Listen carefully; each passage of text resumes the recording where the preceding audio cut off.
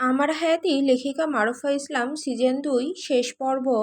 হায়াত ভয়ে ভয়ে আদিবের সাথে ওয়াশরুম থেকে বের হয়ে পিছু পিছু হেঁটে রুমের ভেতর ঢুকতে অবাক হয়ে যায়।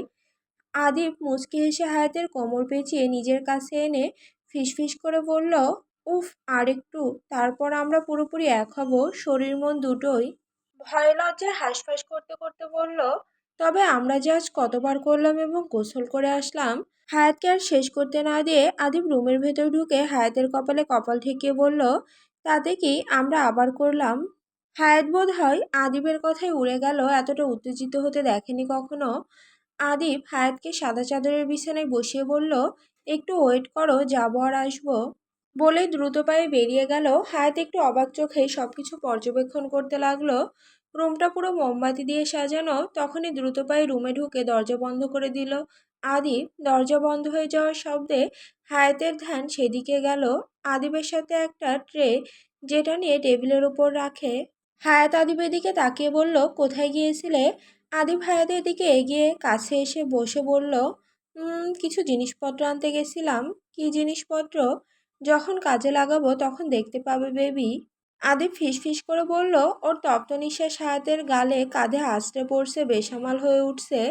হায়াত আদিবের এমন স্পর্শে কেঁপে উঠল। নিজেকে সামলাতে আদিবের কাঁধ চেপে ধরল। আদিব মুচকি হেসে বলল, কি এমন করছো কেন সোনা? হায়াত মাথা নাড়িয়ে বলল, না, এমনিতেই। আদিব ধীরে ধীরে হায়াতকে কোলে তুলে নিল।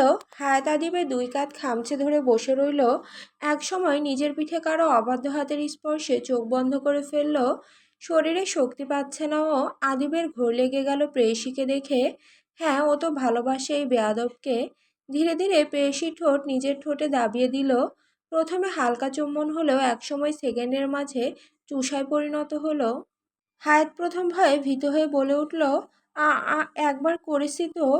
আদিব বড় বড় শ্বাস ফেলে বলল, সৌহাট, আমরা অ্যাডাল্ট, অ্যান্ড তুমি কি ভাবছো আমি তোমাকে ভালোবাসি না, ঠকাবো? হায়াত তৎক্ষণাৎ মাথা নাড়িয়ে বলল, না না, তেমন কিছু বলিনি আসলে। কি আসলে? Enjoy baby. বলে হায়াতের ঠোঁটে ঠোঁট দাবিয়ে দিল আবারও। চুষতে লাগলো। একসময় হায়াত রেসপন্স করা শুরু করলো। প্রেয়সী রেসপন্স করায় এতে যেন আকাশের চাঁদ হাতে পেয়ে গেল। ধীরে ধীরে হায়াতকে শুয়ে দিল বিছানায়। হায়াত শক্ত হাতে চাদর চেপে শুয়ে আছে। ও অনুভব করতে পারছে ওর পায়ের কাছে কারো গরম ভারী নিঃশ্বাস আছড়ে পড়ছে, যা ধীরে ধীরে উপরে উঠতে লাগলো।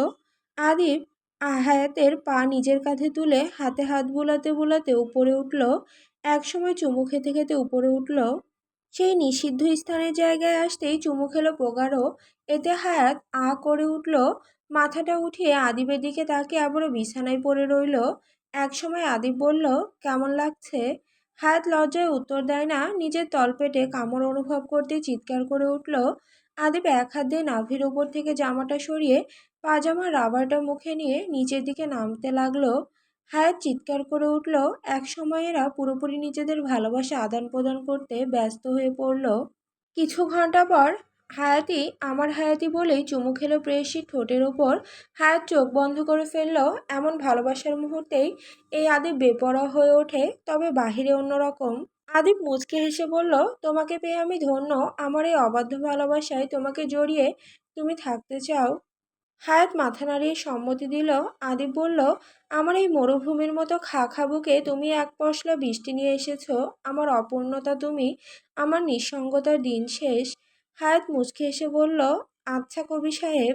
আদিব হায়াতের সর্বনাশায়ী ঠোঁটের দিকে তাকিয়ে বলল, মেয়ে, তুমি বড্ড নাজুক। তবে তুমি কি জানো, তোমার এই গোলাপি অধৈর্যরা নাড়িয়ে যখন কথা বলো তখন মনে হয়, আমি মনে হয় অন্য জগতে প্রবেশ করেছি। তখন মনে হয় একটু ছুঁয়ে দেই তোমাকে।